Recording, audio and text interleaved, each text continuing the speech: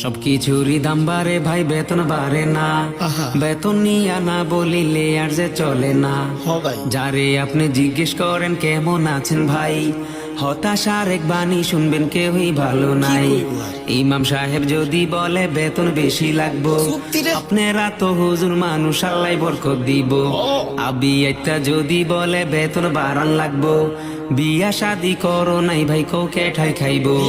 বিবাহিত যদি বলে বেতন বাড়াও ভাই, আল্লাহর হাতে রিজিক রে ভাই, তোমার চিন্তা নাই।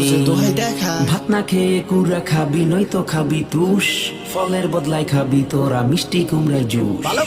পেঁয়াজ দিয়ে খাস্তে ছালা, পেঁপে দিয়ে চালা, মাংস খাওয়ার ইচ্ছে হলে মুখে মারিস তালা, মুখে মারিস তালা। তেলের দামটা বাইরা যাওয়ায় বাইরা গেল ভাড়া, 10 টাকার কম কোনো গাড়ি হয় না রে ভাই খারা।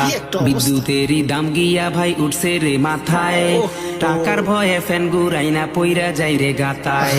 চাল ডাল আর তেল কিনিলে 1000 টাকা শেষ, কাঁচা বাজার কিনি কেমনে নাই তো ভাই আর ক্যাশ।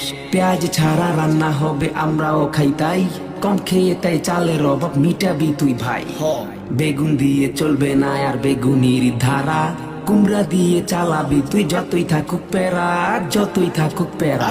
দেশটা নাকি বেহেস্ত হইছে কহে কিছু লোক, গরিব মানুষ অভাব করে নাই তো তাদের সুখ।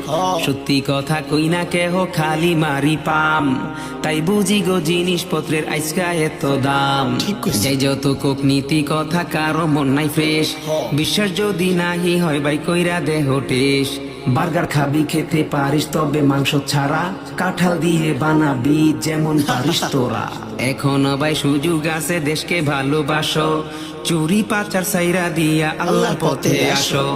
কারো নামে অভিযোগ নাই, নিজেরাই তো দোষী, আমগো উপর আল্লাহ মাবুদ নাই তো যে আর খুশি।